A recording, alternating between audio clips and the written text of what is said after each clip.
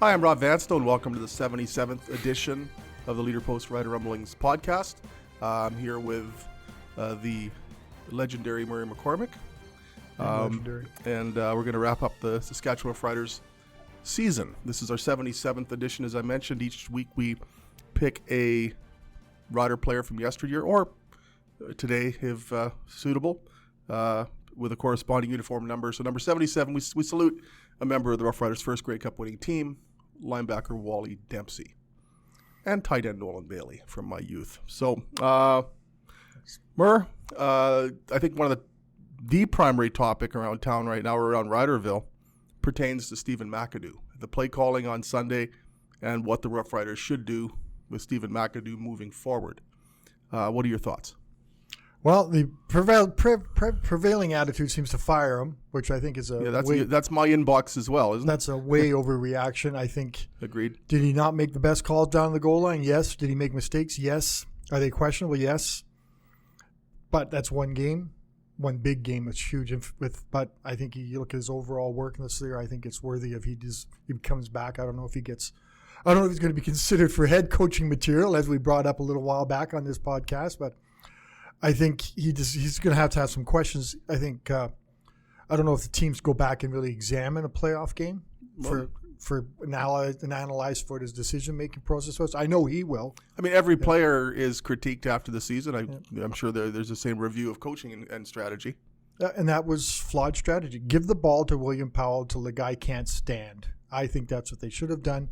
And even that pass went off the crossbar. I've watched it. I don't know if Kyran Moore was 100% open on that one. It looked like he had a step, but the DB might have been able to jump the route. I don't know if that was a 100%. And nobody was really open. You look around the expanse of the end zone, and there really wasn't a clear target there that, he should have gone to him. Yeah. Kyran Moore was the best of the targets. Do you blame McAdoo for that play? No. No. So that's the ones I'm thinking are the earlier stands when they should have been giving it to William Powell, or even first time. Shotgun from second down, second to go from 1.5, and Brian Bennett, who comes in basically cold. Yeah. And he did have a nice run on first down, so you give them that. But on second down, with a yard and a half to go, and you're in the shotgun? I remember halfway through the third quarter, I wrote down that Brian Bennett was warming up. I think I mentioned it too, and I said, why is Brian Bennett warming up? And then I started to look for Cody to find out maybe this oblique muscles were really, and I didn't see any indication that Cody was in any pain. Just Brian Bennett kept warming up. I kept thinking, so we understand now why he was warming up, because obviously those thoughts must have been down the road that they keep him warm because they're telling him to get warm. But I don't understand that play. And another thing, when Cody Fajardo tried that sort of go outside wide on the short yardage, Cody Fajardo is a short yardage specialist. Why not? I don't know if I disagree with that call, but I just wondered maybe they should have gone right up the middle. They've had some success this year going laterally. Yeah. But if you've got a quarterback with two torn oblique muscles, if you're going to run that play, it wouldn't have bothered me as much as if they'd put Brian Bennett in to run it, the healthier quarterback. And he's been the short yardage guy a lot. And aside from two plays in Edmonton that were ill-fated, he was pretty good on short yardage attempts, and he had converted on a third down gamble earlier in the game. But then you're running laterally, and again, players got to make they've got to make the play work too. There's only so much Stephen McAdoo can do from the press box. At some point, you got to execute the play. Yeah. And when players are blowing their assignments blocking wise, when Nick Taylor can come in and pretty much blow up the play. Yeah. That's on the players.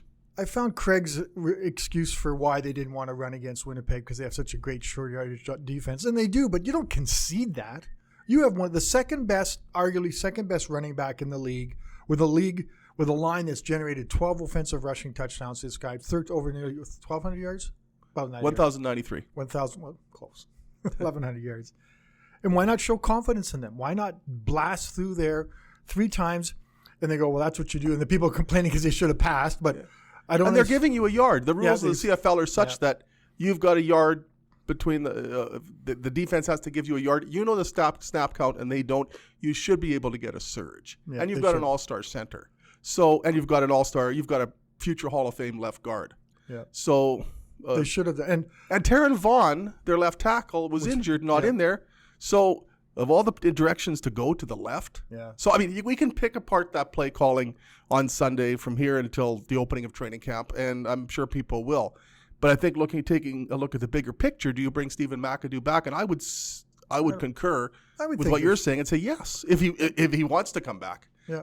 If you look at the offense this year and what it was able to do, especially in comparison to last year, the bar was set very low last year. But what Stephen McAdoo did with that offense this year, I think on the whole is impressive. They were fourth in the league in offensive points scored, but they were only 8 points behind the second best team. Yeah. Cody Fajardo, everything that happened with him, that's operating the Stephen McAdoo offense. And if you're going at Cody Fajardo now for the first time in his career, knows he's going to have a primary role the following season and knows where that is going to be. To what extent are you basically having Cody Fajardo start over if you bring in a new coordinator with a new scheme? Exactly, yeah. I think that you have to almost look at Cody Fajardo and Stephen McAdoo as a unit. Where's Craig Dickinson's responsibility in those calls? I know he said he lets the coaches coach and does all that, but isn't it ultimately the head coach's decision? Like ultimately so where does he? There's no discussion. There seems to be no question of why that call was made, why that happened. I know there's a lot of discussion about happening into the first half with the way the time clock was handled and whatnot, but he's kind of is he getting a bit of a break on this one because it's Stephen McAdoo's offense? Or do you think there's any Craig Dickinson responsibility for this? Or am I just being out there that's just... I don't know what Craig Dickinson could have done at that stage. The one because the possession that's still, I mean, there's two possessions that kind of gnaw at you, and they came both in the fourth quarter in the heat of battle. They're first and goal from the 3. They don't get in. Yeah. There's the 2 plays that Brian Bennett was in. And the Brian Bennett plays were early in the fourth quarter. If you say to Stephen McAdoo, okay, that Bennett thing wasn't a good idea. Well, it wasn't a good idea. It wasn't a good idea. But they didn't try that again subsequent to that. So who's to say that... But even that when Powell ran into Bennett, like that was a mess. That was an absolute mess. And I'm going like, why even try that? Like we watch all season long. We never saw those two, Bennett in that position in a shotgun. Like why? Yeah, he's a short yardage quarterback. Why is he in the shotgun? So I don't. But once that's done, answer this question, Mitchell Blair. Do you be preemptive if you're Craig Dickinson? I'm not sure that you step in at that point and say don't do that. After the fact, I think you say don't do that again. Yeah, it's funny how and Mitchell Blair brought it up at yesterday's mail. All these guys do all the good things, get their teams down in the shadow of the goalpost, and then they get cute. Every league does it, and you go, why? Like you can see how many teams they run the ball right down to the end zone, and then they'll try 3 passes in a row, or they'll with IP passes in a row try to run it. So I don't understand what happens to offensive coordinators' mindset when they get near the goal line. They get more conservative, or they get more liberal, or whatnot. It just seems kind of a weird situation down there. And nobody really has an explanation other than offensive coordinators, and we won't find out Stephen McAdoo's thoughts on this unless he attends some sort of media conference in his hiring, or if he goes up with another team. But it'll be an interesting time back. I think they should bring him back. It's not going to be very popular, and I know everyone wants to hang him out to dry for one game, but I think his body work, taking a first-year starting quarterback, turning into a pretty decent offense, go to an offensive line that was kind of, just a lot of injuries, a lot of changes and stuff, and the receiving core turned Shaq Evans, Kyran Moore into basically stars in this league. And I kind of unfortunate the Riders didn't win that game because that Kyran Moore catch was amazing. People would be talking about that for generations. And now it's not. It's just a catch on the game. What a play. And a play. Yeah, wonderful for him. We keep talking about McAdoo. I don't think people are giving the Riders defense enough credit for that game. They gave up like 1 touchdown. Pretty open touchdown. And when the Riders had some turnovers, you look at the interception by Rose, you look at the fumble by Powell, and the Riders' defense stiffened in those situations. So they got beat.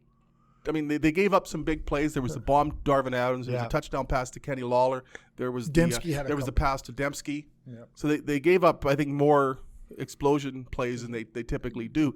But when all was said and done, Winnipeg had 20 points, and you should be able to win a game in the Canadian Football League when the opposition scores 20. Yeah, but I expected a low-scoring game. I didn't expect to see people lighting it up, and Zach Collaros and the last couple. That's not the Zach we saw. Zach maybe with Calgary, and even then, maybe we're just saying back that when we had the 340 some yards against Calgary last year. We didn't see that kind of Zach Collaros. No, he was airing it out. You look at that bomb to Darvin Adams late in the game, and he. I didn't look to see how far that ball was thrown, but that was an absolute rocket. He was well downfield, and he ended up being overthrown. The power in Zach Collaros' throwing arm was really a factor. It's kind of a common thing. You say only in the CFL moments you get it. And that's really, Zach is probably the lead only in the moment CFL. Starts the season with the Riders, gets hurt 3 games into the season. 3 plays. 3 plays, sorry. Gets traded to Toronto because this guy comes from nowhere to be the starting quarterback. Gets traded back to the Blue Bombers and now is the starting quarterback against the same team that knocked him out of the season. And the same guy is on the field. And you go, we kind of say only in the CFL. And you go, that's only in the CFL, maybe. Well, if you talk to Saskatchewan-roughrider fans in training camp or into June, and you'd said to them, what would your reaction be if Zach Collaros is quarterback in the Grey Cup game on November 24th? Yes. Yes, yeah. Well, okay. You got your They got that part, but good for him. Good for him. I mean, that's I'll be the first one to say that I was very skeptical from the moment they re-signed Zach Collaros.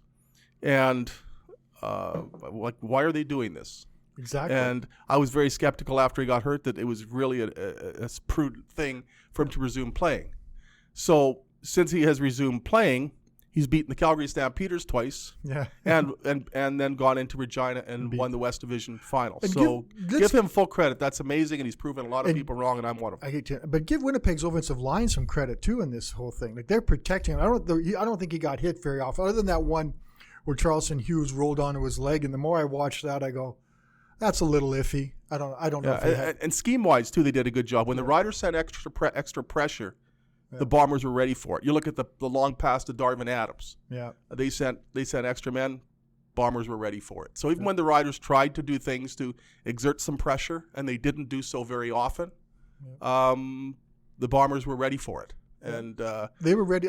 Riders led the league in sacks this year, and they really didn't get close to Zach Collaros on. Can we just give a little shout out? Patrick Neufeld's a member of the Blue Bombers offensive line, and I saw him celebrating with his family last night on Sunday night. And I thought that was so cool. That a guy who basically grew up playing RMF Luther, I think. Yes. Luther, Rams.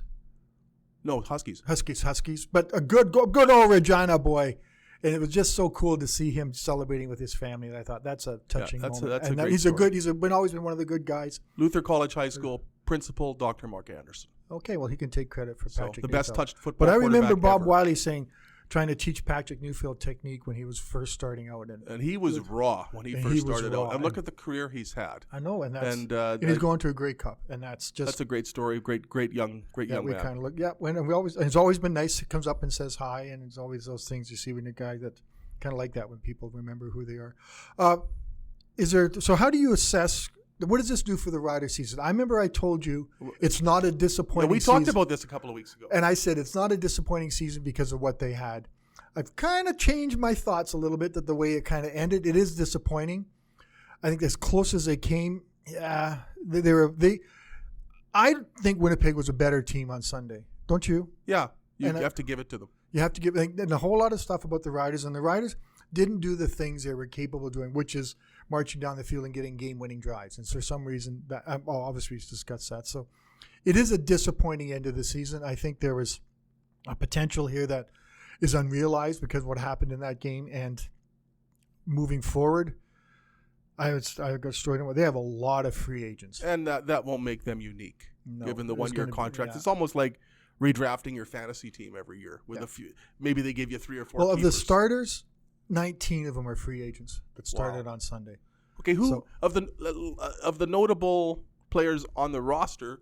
It's much easier to enumerate the list of players that isn't. So it's Cody Fajardo, who aren't pending free agents. So Cody Fajardo, William Powell, Mike Edom, L.J. McCrae, and Brendan Labatt. Those are 5 people, and that's not a bad nucleus. Okay, if you're an NBA team and you've got 5, you got 5 people who coming back under contract next year. That's great, but this is a football team. Yeah.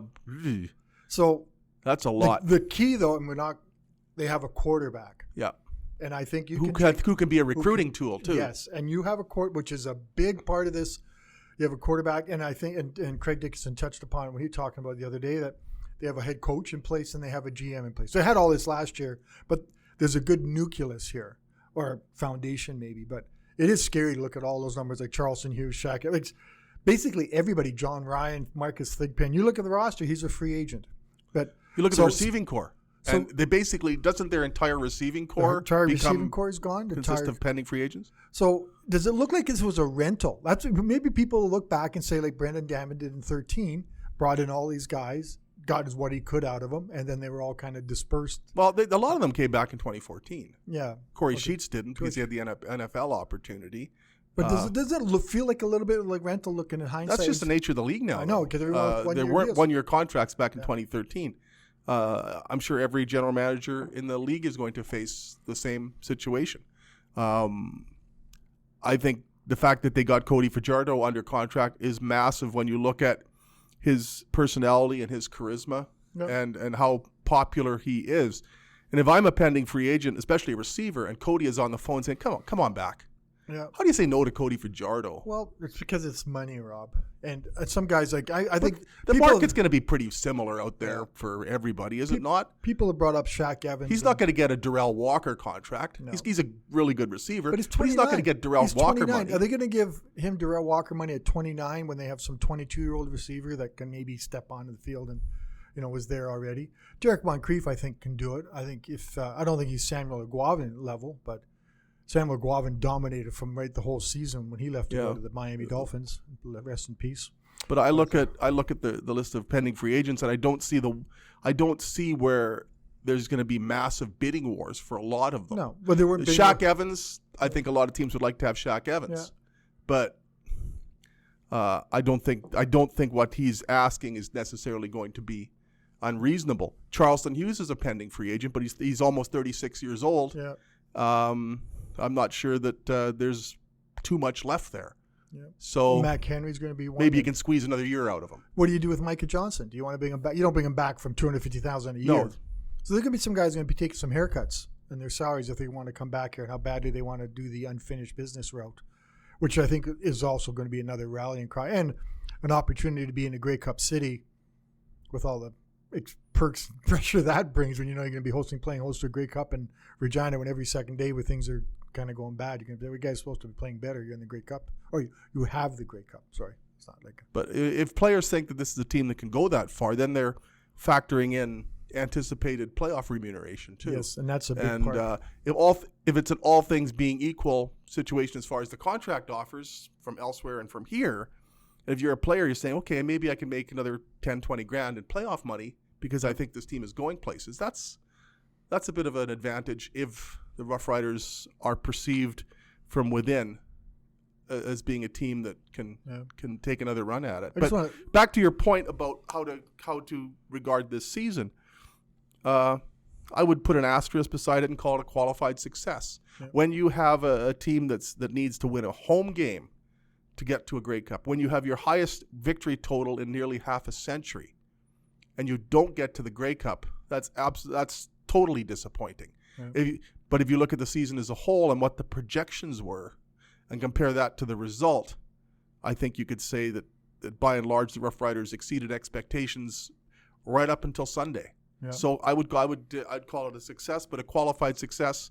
And well, hang on, they've had 2 home playoff games, which is good. And lost them both. But that's sustained. Are we hitting sustained success yet? No, they haven't been to a Grey Cup yet since Craig Reynolds first uttered sustained success. They have not been to a Grey Cup. Yeah, that almost is in a league where there's 5 teams in the division and 9 teams overall. Yeah. So. Yeah, but we have 2 teams in the Grey Cup haven't been to a Grey Cup combined 40 years, something like that area. Haven't won a Grey Cup. Haven't won a Grey Cup. Yeah, so that's. But I mean, Riders have not been to a Grey Cup since Saskatchewan last hosted it. Yeah. So that sustained success is at least getting to a Grey Cup, and they came close in 2017, and they came pretty close on Sunday. We're actually closer to January than we are to the beginning of the season. We're at our age, we're closer to December. But look where they were in January, middle of January, and Chris Jones quits, leaves them in a lurch. They got to find a GM. They got a great GM, and Jeremy McAdoo happened to be there. Craig Dickenson happened to be there. They get Zach Collaros, whatever that means. They signed some great free agents, and you look at that. Could have been Michael Johnson. I think we have to wrestle with his season, but it wasn't a 14 sack season. But I think he was pretty effective most of the time, other than we and I could figure out. But getting Cody Fajardo, they had some. Manny Arsenal. His production was on the field, but I think it was quite valuable in the locker room. And I think William Powell and these guys. So they had a great season to set things up. And then it all could have fallen apart on that first game of the season, but they still managed to keep going. And I think we got to give Craig Dickenson a lot of credit. And he mentioned the other day, someone asked him, what was the reason for your success? He says, we didn't change anything after that first bye week. We told the guys, we're going to that first bye week when they were 1-3. We told the guys, we're not changing our schedules. This is what we're going to do. You can still travel, do all these things, remain consistent.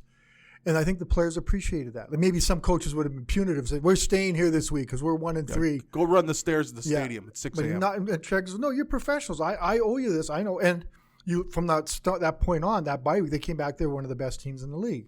So maybe Craig. They didn't lose at home again until Sunday. No. So that's a pretty impressive performance, and it was a lot of fun. I know. That was just a fun team. It was a fun. Someone said to me, how are you going to look back on? Are you sad that the season's over? I says, yeah, because I honestly, I wanted to go to this Grey Cup. I think this Grey Cup would have been fun. I think it would have been cool to cover it with this team because we both know home Grey Cups are fun for the fans, and they aren't a whole lot of fun for the working people. I loved it in 2013. Did you? Yeah. I loved it in 2003. I loved it in 95. Okay, well. If you don't enjoy covering a home Grey Cup. Well, it's not. I just would have thought, I haven't been on the road for a Grey Cup in a long time. I thought it would have been fun to go cover these guys. 2010. 2010, yeah, that's true. That's a long time, Rob. I know. But I think. Like, what do you think? What are the expectations going to be for this team for the Grey Cup being at home in 2020 then? So is it going to be Grey Cup or? Well, I look back to 2012, 2013, and if you look at 2012, the Riders go into Calgary, they lose 36-30 in the division semifinal, and they had their hearts ripped out that day too. Darian Durant threw a touchdown pass, his fourth of the day, to Greg Carr with just under a minute left, and convert is added. Riders are leading. And then Drew Tate throws a 68-yard touchdown pass to Robbie Bryant. And that was the year before they won the Grey Cup. And it also showed them pretty clearly some areas in which they need to improve. And Brendan Tamman and staff certainly acted upon that. Yep. So look at this year. And they had their hearts ripped out on Sunday, down to the wire game. So if you look at through Rider history, in 2006, the Riders go to BC in the West Final and are just ill-prepared and awful. And Kerry Joseph, when he was up here for the Plaza of Honor, told people, I think it was Fred Perry he turned to after that game in BC and said, that's not going to happen next year. Riders go into BC, win the West Final, win the Grey Cup. So those things have gnawed at teams that have gone on to win a Grey Cup. In 88, the Riders got their first home playoff game or their first playoff game period since 96. Since 76, the next year they won the Grey Cup. If you look at 66, Riders lost a heartbreaker in Winnipeg in the West semifinal. In 65, the next year they go to Winnipeg and win the West Final. So if you look at the championship teams in Rough Rider history, they've all had some heartbreak the year before. So the difference being now is that it's a lot harder to retain the nucleus of that team due to the one-year contracts. So where does 17 rank in that then? Remember 17? That was a heartbreaking loss too. And then 18. Yeah, that was Cody Fajardo's fault, wasn't it? Yeah, was it Cody Fajardo's? Exactly. We got to remind him of that too. But someone asked me, was Sunday's game more heartbreaking than that East final where they won with the real well to James Wilder and then Cody Fajardo scores on the 1-yard run?